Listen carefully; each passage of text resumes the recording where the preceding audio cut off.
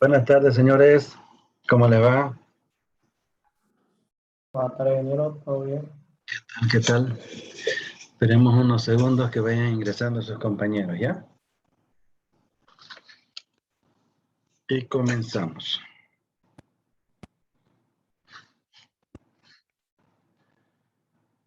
Ahí está. ¿Tuvieron algún inconveniente en subir el caso 3 a la plataforma?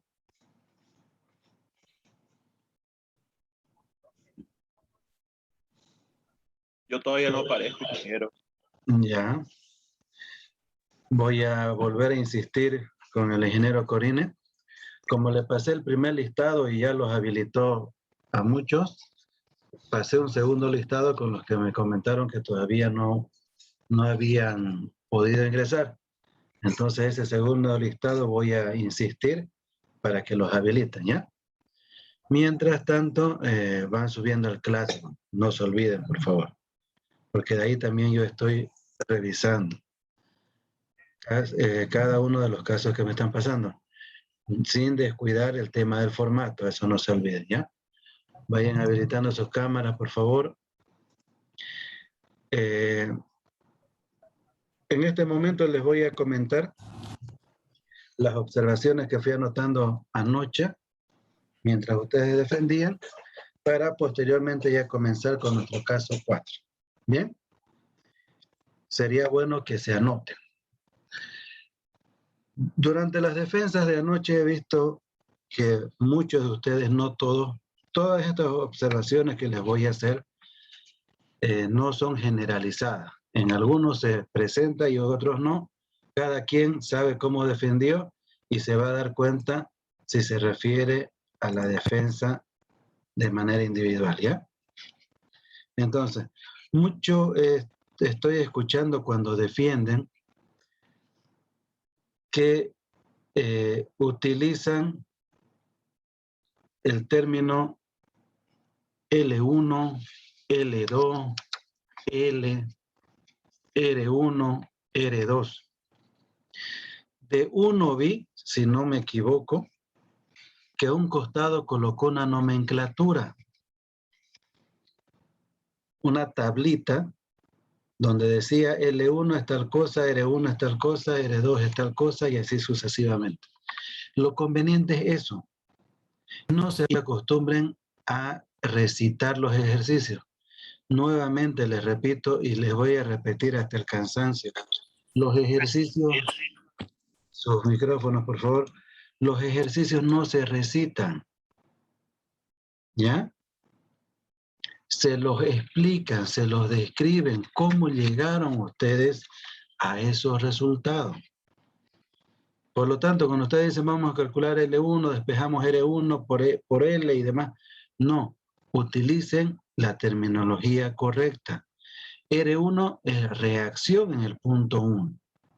L1 es la distancia desde el centro de gravedad hasta hasta el eje de la rueda delantera.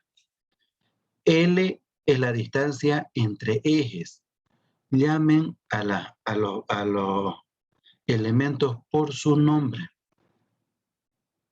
Y si van a comenzar a explicar de esa forma, coloquen una nomenclatura a un costado para que cuando el tribunal los escuche hablar y los vea defender, mientras ustedes van explicando a un costado, ellos ya se van ubicando a qué se refieren ustedes con L1. ¿Me entienden? En cambio, si ustedes lo colocan el ejercicio en la pantalla, pero no hay un apoyo gráfico, ni tampoco esa tablita de nomenclatura, el tipo no le entiende qué es lo que están hablando ustedes. No se acostumbren a eso, ¿ya? Cuando estamos haciendo ejercicio para apresurar el paso y hacerlo más rápido, no quedar hasta tarde, es que decimos L1, Q1 y porque nosotros sabemos de qué estamos hablando. Pero como les dije siempre, cuando ustedes defiendan, explíquenle al tribunal como si no supiera. No asuman ustedes que los tipos les están entendiendo, ¿ya? Esa recomendación es muy importante. A varios he escuchado por comodidad expresarse de esa forma y ya va quedando un montón de dudas.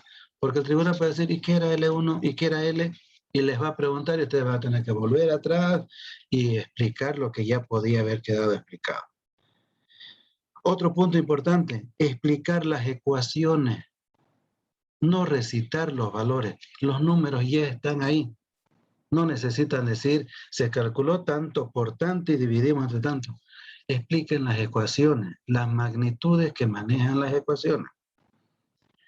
A 1 o 2, porque de noche defendieron 1, 2, 3, 4, 5, 6 defendieron anoche. 1 o 2, escuché que se dio el trabajo, inclusive en el marco teórico, de colocar, por ejemplo, esas gráficas de los vuelcos, tanto lateral como vuelco hacia atrás. ¿A qué se refería con la altura del centro de gravedad? ¿Qué pasaba con X? ¿Cuál era la condición para que el tractor se vuelque? Eso tienen que explicarlo todos, porque esa es la parte importante del análisis de ese caso.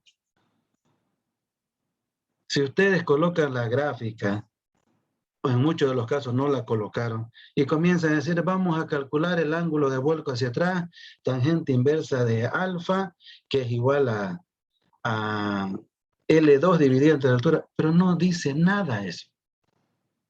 ¿De dónde salió esa ecuación? ¿De qué deducción salió esa ecuación? ¿Por qué L2 está ahí? ¿Por qué la altura del centro de gravedad está ahí? ¿Qué pasa con X? En el caso del vuelco lateral, ¿qué pasa con Y? ¿Por qué interviene la trocha, la mitad de la trocha? Eso es lo que interesa. A nosotros como tribunales nos interesa que ustedes entiendan lo que están haciendo. No lo reciten, porque no nos dicen nada. ¿Ya? El número ya está ahí y se explica solito. La labor de ustedes es explicar de dónde salió ese valor y por qué están utilizando la ecuación de esa forma. ¿Bien? No recitar, no recitar, no recitar. Les voy a insistir hasta el cansancio. Algunos todavía se están equivocando en los objetivos. Los objetivos se detallan en verbo infinitivo, ar, ir, tanto el general como los específicos. No decir yo. Hay muchos que cometen el error de decir yo hice, yo calculé, yo demostré. No. Se realizó, se calculó, se determinó, se identificó. Ese tipo de expresión tienen que utilizar ustedes en tercera persona, no en primera persona. El yo no tiene que existir en una defensa, ¿ya? Todavía hay algunos que están cometiendo ese error. No explica de dónde salen las ecuaciones de vuelco, es lo que les comenté hace un momento. Les colocan la ecuación, pero no dicen por qué está ahí, de dónde salió, si se relaciona con la gráfica que están mostrando y demás. Para eso es el marco teórico. En el marco teórico ustedes tienen que colocar todo lo relacionado al caso. Y si estábamos hablando de vuelco, tenían que haber colocado las gráficas como hizo alguno de ustedes y explicar ahí para ya no tener que explicarlo en la parte de la ingeniería del proyecto. Utilizar imágenes más grandes. No importa que se utilicen más diapositivas. Ustedes están tratando de condensarlo mucho en una sola diapositiva. Parece que piensan de que mientras más diapositivas tengan, más van a tardar. No va por ahí la cosa. Si van a hablar del vuelco lateral, en una diapositiva solo hablen de ese y pásense a otra para el vuelco hacia atrás. La altura del centro de gravedad en una diapositiva. No metan todos porque lo hacen más pequeño, no se nota bien y los números quedan mucho más condensados y no se logra apreciar la diferencia de los cálculos. Utilicen la cantidad de diapositivas que sea necesaria. Si en una diapositiva tiene que estar un subtítulo y una gráfica, no importa, porque ustedes van a explicar eso. A nadie escuché, o tal vez escuché a alguno, nadie dijo por qué colocaban 60-40 en la distribución de peso. Todos decían vamos a utilizar el 60-40, pero ¿por qué? ¿En base a qué? ¿De dónde sale esa distribución? Eso es lo que interesa que ustedes expliquen. Si van soltando, si van indicando números sueltos, esos números sueltos lo agarra el tribunal, lo anota y en la ronda de preguntas les va a preguntar. ¿Y por qué utilizó 60-40? ¿Por qué no se... imagínense que viene un tribunal que no conoce de maquinaria agrícola. Es ingeniero mecánico, pero su rubro es otro. Ustedes saben muy bien que nos especializamos en un montón de cosas los mecánicos. Y le pregunto, ¿y por qué 60-40? ¿Y por qué no 70-30? ¿O 65-35? En su curiosidad, él pregunta. Y ustedes ya no van a saber qué responder. Esos valores que están ahí tienen que saber de dónde están saliendo. ¿Ya? Todos hablaban 60-40, pero nadie dijo por qué lo colocaron. Las conclusiones tienen que ser más explícitas. Alguno decía, se está eligiendo el modelo tal porque tiene tal cosita, pero nada más. Pero no dice que de los 3 parámetros, porque ustedes en sus cuadritos colocaban en una columna altura de centro de gravedad, en la otra columna vuelco hacia atrás y el vuelco lateral. Esos 3 parámetros los comparaban en los 4 modelos, pero no lo explicaban de manera explícita, es decir, porque ustedes pueden decir, de los 3, a mí el que más me interesa es tal, no necesariamente los 3, porque pueden decir, el vuelco hacia atrás. Si nos fijamos en el cuadro, estoy dando un ejemplo, en los 4 modelos hay una diferencia de más o menos 1 grado. Entonces no es representativa la diferencia. No me da a mí, no me da los insumos a mí como técnico para poder inclinarme por uno de los modelos. Lo mismo pasa, por ejemplo, con el vuelco lateral, pueden decir ustedes. Entonces, vamos a tomar como parámetro de comparación la altura del centro de gravedad. Podría ser. ¿Me entienden la lógica? Puede haber el caso, en los tractores, muchas de las características son casi similares. Entonces, ustedes pueden también llegar a la conclusión de que ninguno de los 3 elementos a mí me dice o me da el insumo necesario para decir, me voy con este, o lo recomiendo a este. Entonces, la recomendación del trabajo final es, luego de haber realizado los cálculos, se determinó, en tercera persona, de que ninguno de los 3 elementos es representativo a la hora de tomar una decisión. Por lo tanto, se deberá tomar en cuenta otros parámetros más importantes. Nadie los va a meter presos por eso. Es su conclusión. Y es válida. Porque ahí ustedes están demostrando capacidad analítica. Es como en los autos. Uno va a una marca, un concesionario, otro concesionario, y resulta que están por ahí nomás. Este me gusta porque tiene un foquito más acá, porque el motor potencia casi está por ahí, la misma cantidad de marcha, el torque está por ahí también, la medida de los aros es casi similar. Entonces yo busco otros parámetros para comparar y para tomar mi decisión. Una de los parámetros puede ser el precio. El servicio de postventa, uno me dice 5 años de garantía y el otro me dice 3, por ejemplo. ¿Ven? Ya uno se va agarrando de algún elemento. Pero no por el hecho de que hayamos analizado los 3, significa que de alguno me voy a agarrar y si no lo agarro alguno está mal mi conclusión. No. Para eso es la capacidad de raciocinio y la capacidad de análisis de cada uno de nosotros. ¿Ya? Eso tómenlo en cuenta, por favor. Las conclusiones tienen que ser más explícitas, eso es lo que les estaba comentando.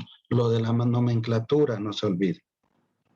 Bien, más que todo era eso lo que quería comentarles sobre las observaciones que vi o que pude apreciar anoche en su defensa y tómenlas como recomendación para su próxima defensa, y más aún para su defensa interna y para su defensa externa. Explíquenle a los tipos como si no supieran. Ustedes, imagínense que los tipos no le entienden al mambo. Y tienen que ser lo más claros posible a la hora de defender. Y cuando estén defendiendo, no se disparen. Está bien, tienen 30 minutos, pero sepan administrarlo bien el tiempo. Explíquenlo con calma, explíquenlo con coherencia, explíquenlo utilizando terminología técnica. No comiencen a correr porque parecería que quieren disimular alguna falta de conocimiento en el tema. O que mucha información prepararon que no tuvieron la posibilidad de asimilarla toda esa información. ¿Ya? ¿Alguna duda, alguna consulta sobre los comentarios que les estoy haciendo? Pregunten sin pena. De aquí tenemos que salir con la idea más clara a la hora de la defensa. Hace 2 sábados había una ronda de defensa interna y siguen cometiendo los mismos errores. Les va a parecer cómico los que les voy a comentar, pero a mí personalmente, como profesional, no me gusta y yo se lo di a entender a su compañero. Hoy en día la juventud habla de una forma especial. Yo tengo sobrinos casi de la edad de ustedes y los escucho hablar así. No sé en qué momento eliminaron ustedes del idioma, no digo todo, la L. La L, señores, sigue existiendo. Uno hablaba de ballesta, muelle. Eso no existe, señores. Entiendo. Muchos se expresan de esa forma, no sé por qué. Hasta en el Facebook escriben un montón de cosas y aparece esa Y en vez de la L. Nosotros hablamos castellano y dentro del idioma castellano la L existe. No la cambien. Ustedes van a ser ingenieros. No son como el común denominador de las personas. Entonces, hasta esos detallitos hay que tomarlos en cuenta. Yo le observé eso, porque me pareció algo incómodo que una persona que va a salir profesional me diga muelle o me diga ballesta. ¿Entienden lo que les digo, no ve? Hay que tener mucho cuidado en eso. Y otra observación que le hice a otro de sus compañeros. Cuando ustedes vayan a defender la interna y la externa, si todavía seguimos en esta situación de que tienen que hacer la defensa por Zoom y no hay la posibilidad de ir a la universidad, porque la ronda de defensas internas de ese sábado que les comento fue por Zoom. Cuiden el ambiente. Está bien, aquí estamos pasando clases, todavía tenemos la posibilidad de colocarnos la indumentaria que queramos. Pero ya cuando estén en una defensa oficial, una camisita, no les digo que puedan hacer corbatas, si quieren hacerlo, pónganse. Pero es que están en mi casa, igual. Denle la importancia suficiente. Y el ambiente donde están, así como estoy colocando yo, por ejemplo, pueden colocar una imagen ahí atrás que no sea chillante, que no sea muy llamativa y demás, para que no se note que tenemos atrás, digamos. O si tienen ustedes una salita donde hay una planta o da una ventana y es algo agradable a la vista, pueden utilizarlo. Pero no como uno de sus compañeros que estaba debajo de unas gradas, no sé si estaba en un teatro, no sé dónde, estaba oscuro y él aparecía más o menos por acá. Y se notaba claramente, y este es un error que es imperdonable. Ese su compañero se aplazó por si acaso. Esto ya no existe en sus defensas. La hojita. No pueden estar exponiendo y mirando una hoja. No hay a eso. Todavía en las materias, cuando estábamos en la universidad, a mí me gustaba hacerlos exponer como su proyecto de fin de módulo. Y no faltaba quien llevaba su hojita y se agachaba y leía y continuaba. Ya, les pasaba. Pero ya en una defensa esto ya no hay. Y se notaba claramente que él estaba ahí y leía. Cuando uno lee, lo hace diferente a cuando habla normalmente. Así como yo estoy hablando. Yo les estoy hablando y ya voy a tener una pausa, me voy a detener en algún momento. Pero cuando uno lee de corrido, ¿no ve? Y es notorio. Entonces no lean. Cuiden el entorno donde van a defender y que el ambiente sea agradable a la vista. ¿Ok? Parecen cosas sin importancia, pero a la hora de la hora influyen en el momento de poner la nota. Señores, los tribunales son personas comunes y corrientes. También tienen la opción de que les incomode algo o que no les guste alguna cosa. A mí, personalmente, me incomodó el hecho de que su compañero hable de esa forma del muelle. Y me quedé con eso un buen tiempo y por eso les estoy comentando ahora. Entonces, todos esos detallitos, aparte de la parte conceptual, que eso no puede cambiar, no puede no estar, pero esos detalles tómenlos en cuenta, ¿ya? Y no reciten, no es control de lectura la defensa, no lean. Por eso yo les recomiendo cuando van a hacer su marco teórico, 3 o 4 líneas, coloquen la imagen de la máquina, cosa que sea una ayuda a memoria.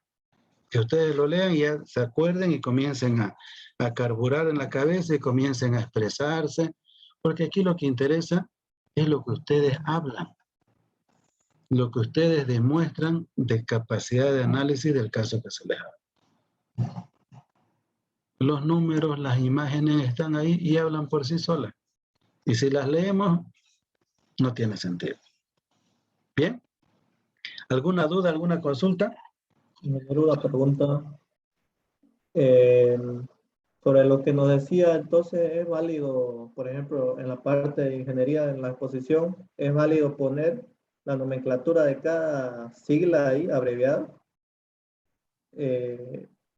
Además de ser válido, es necesario. A ver, desde su percepción ustedes, ¿lo ven, el hecho de colocar una nomenclatura, lo ven como que no está bien? Porque por lo que me pregunta su compañero, parece que él asimilaba que no estaba bien. Como parece que fuera un copia, más o menos así. Sí, ingeniero, como hace parecer como si no supiéramos mucho del tema, Para pero nada, señores. Es todo lo contrario. Eso creo que debería ir en el informe, igual todo detallado qué significa cada esto, si no me equivoco, ¿no? Exactamente, tiene que ir. Y en su diapositiva también tiene que estar.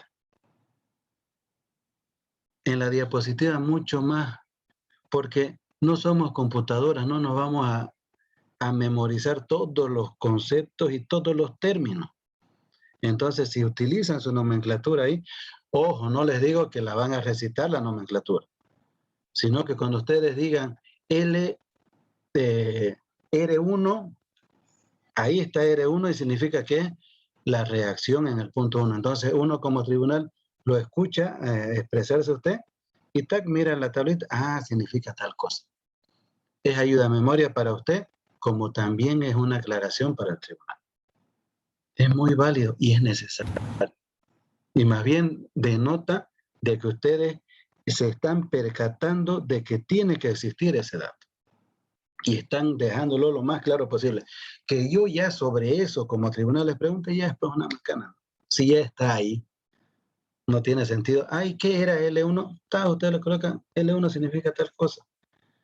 H significa tal cosa. S, que es la trocha, significa. Ahora, ustedes colocan S, a continuación trocha. Pero tienen que explicar qué es la trocha. ¿No ven? Si ustedes van a hablar de trocha, es un término que no es muy común. que es propio de la maquinaria agrícola, de los tractores agrícolas.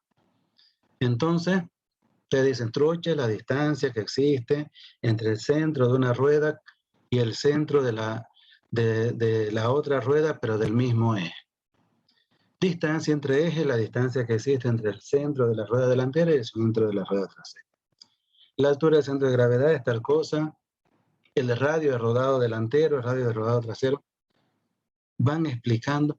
Si se dan cuenta, eso tienen que hablar en vez de decir, calculamos esto, hicimos esto, tanto por tanto, da igual tanto. El tanto está ahí. No necesitan explicarlo. Expliquen qué es lo que están haciendo. ¿Ya? Pero no lo tomen como que es un copia, más bien es algo que es necesario. ¿Qué más?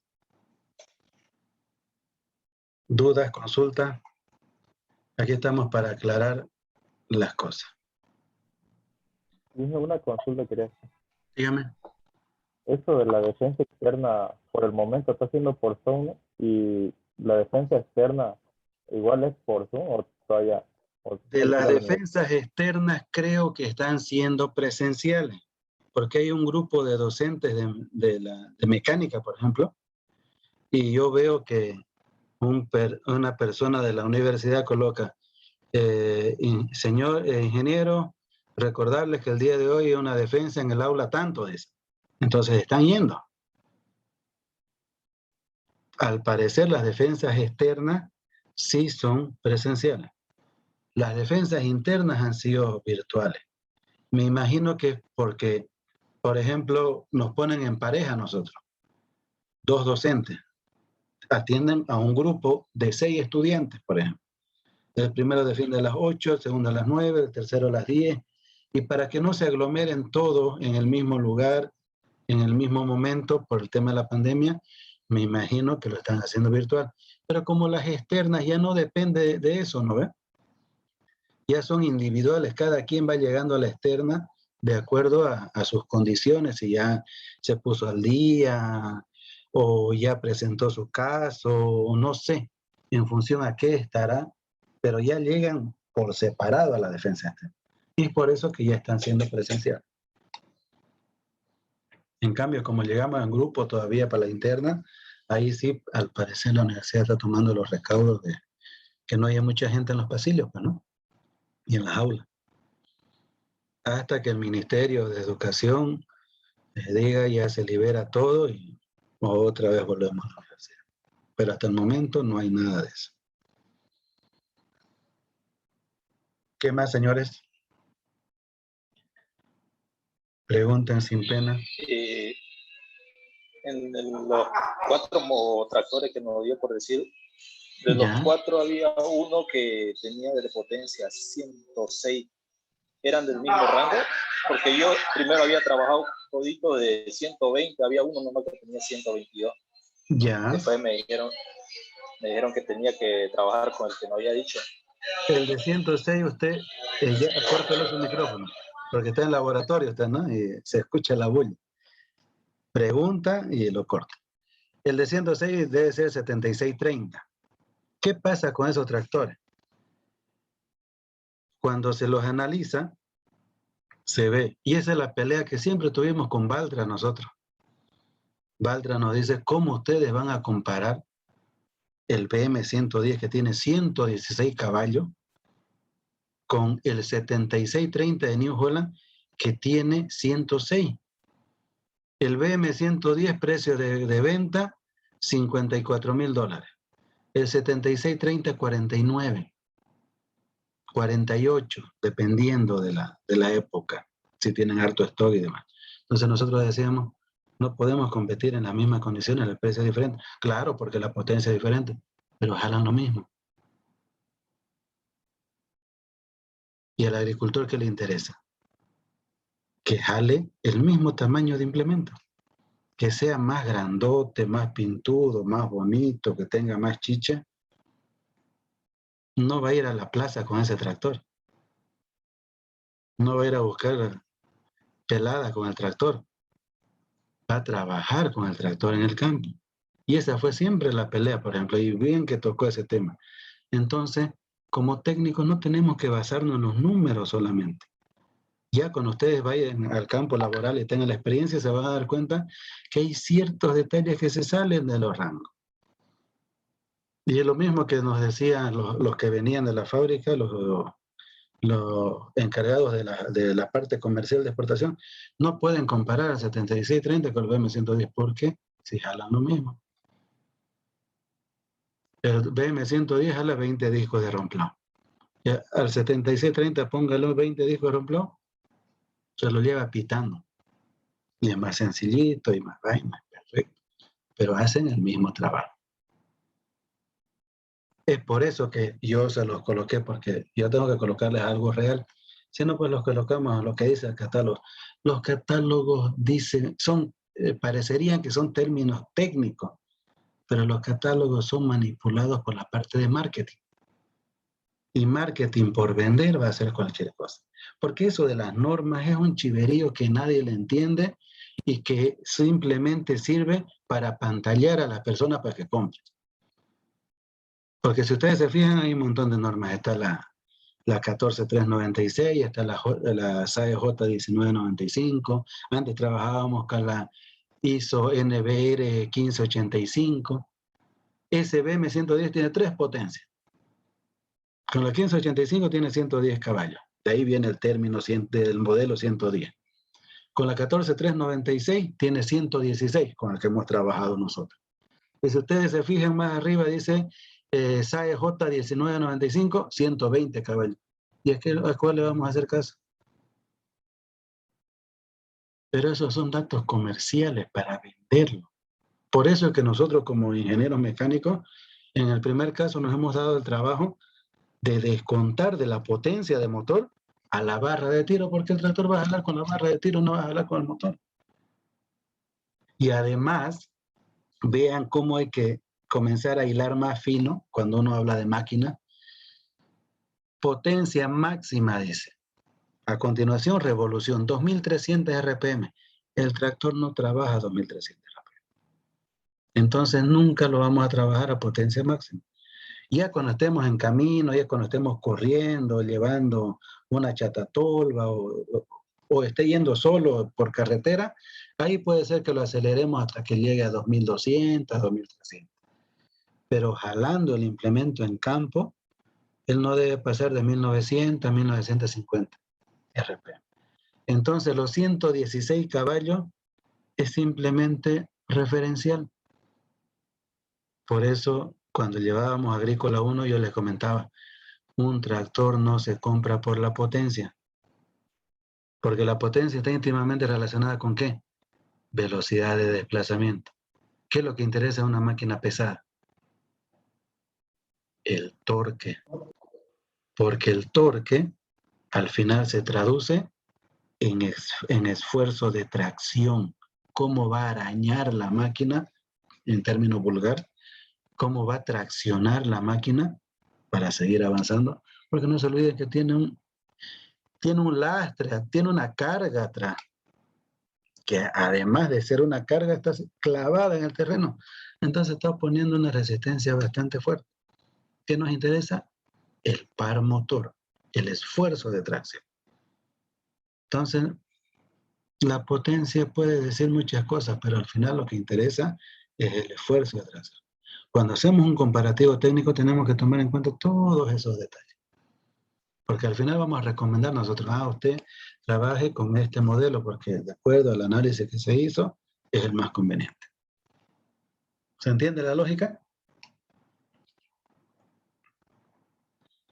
¿Algún comentario, alguna duda más? Este es el momento de preguntar antes de que comencemos con nuestro caso. Bien. Bueno, comencemos con el caso 4, señores. Y vamos a seguir una continuación de los casos anteriores. ¿Qué es lo que hicimos el caso 3? Nos pusimos a analizar de manera, haciendo un análisis estático del tractor agrícola. Hemos determinado altura del centro de gravedad, hemos determinado los vuelcos tanto hacia atrás como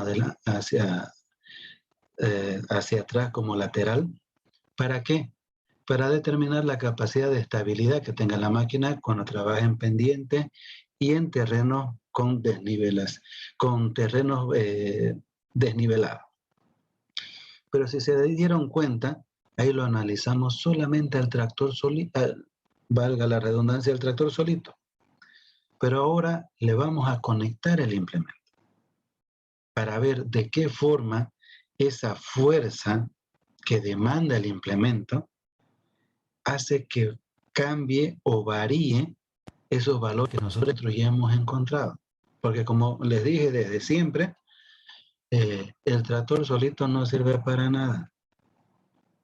El tractor trabaja con implementos. Entonces veamos de qué manera va a incidir esa fuerza que demanda el implemento para la estabilidad de la máquina. Y para eso vamos a utilizar este archivo que me gusta mucho, que yo lo descargué de una universidad de la Argentina. Lo bueno de los gauchos es que están muy desarrollados en la parte de mecanización agrícola, siembra directa. Tienen una institución que se llama el INTA, que constantemente está publicando un montón de documentos donde hacen pruebas, hacen comparativos, y esa información nos sirve bastante para entender el desempeño de las máquinas. Y dentro de eso está este documento que les estoy mostrando. Vean cómo tiene una parte de teoría. Clasificación de los tractores, esto ya fuimos viendo en alguna oportunidad. Y dentro de la clasificación, fíjense, está el tema de la tracción. Cuando yo les decía a ustedes, nadie me habló de por qué es 60-40.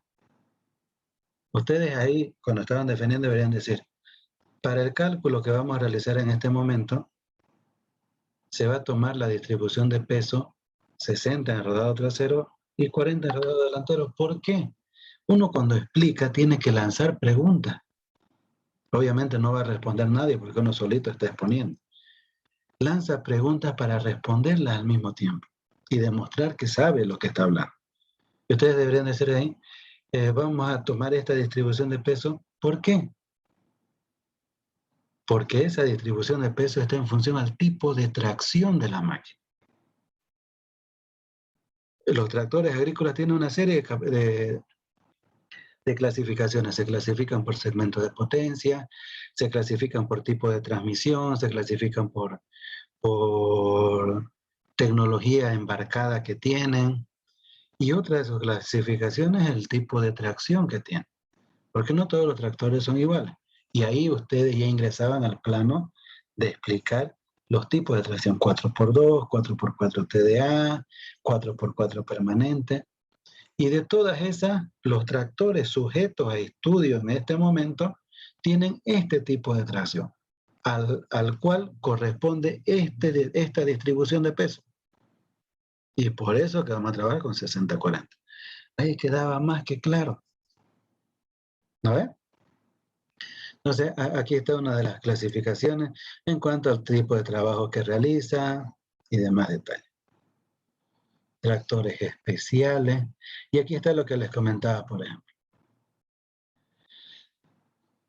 De acuerdo al tipo de rodado que tienen, puede tener rodados 4x2, puede haber tractores de oruga, puede haber tractores 4x4 TDA, puede haber tractores 4x4 permanentes, como son los articulados. Esto es un tractor articulado.